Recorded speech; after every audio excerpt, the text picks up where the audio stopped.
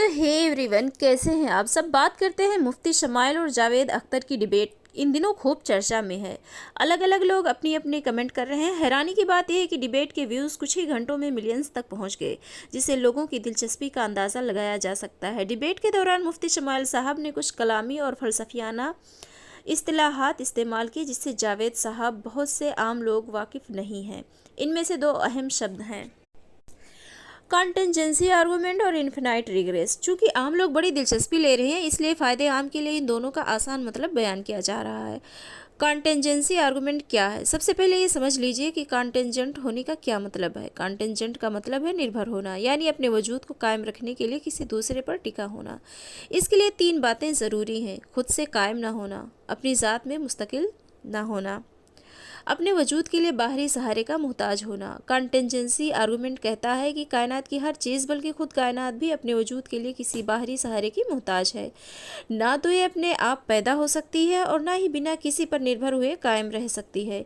मिसाल के तौर पर सेब एक कॉन्टेंजेंट वजूद है जो बिना दरख्त के नहीं हो सकता। दरख्त मिट्टी और पानी के बिना नहीं, मिट्टी पानी सूरज के बिना नहीं, सूरज सोलर सिस्टम के बिना नहीं, और यूं ही सिलसिला चलता ही जाता है।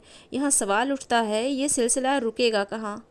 कॉन्टेंजेंसी आर्गूमेंट के मुताबिक इस लंबे सिलसिले को रोकने के लिए एक ऐसी हस्ती चाहिए जो कायम बिज़ात हो, यानी अपने वजूद के लिए किसी पर निर्भर ना हो। उसी हस्ती को खुदा कहा जाता है।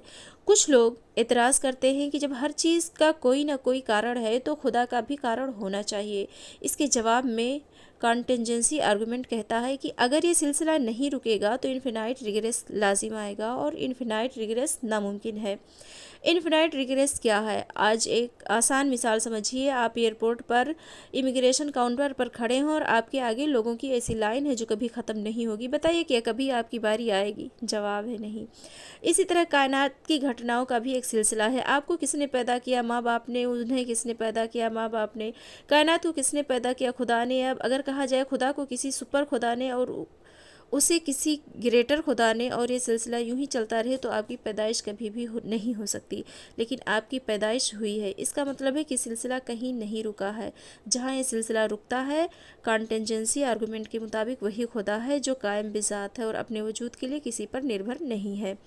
इस वजूद को फ़लसफ़े की ज़बान में वाजिबुल वजूद कहा जाता है, यानी ऐसा वजूद जो खुद से कायम है, जिसका वजूद किसी और पर निर्भर नहीं और जिसका होना ज़रूरी है, क्योंकि अगर वो ना हो तो बाकी सब भी नहीं हो सकते। तो ये दलील इसरार बुखारी साहब का है। तो फ्रेंड्स, अगर आप इस चैनल पर नए हैं तो चैनल को सब्सक्राइब करके वीडियो को लाइक करना, शेयर करना। मिलते हैं नेक्स्ट वीडियो में।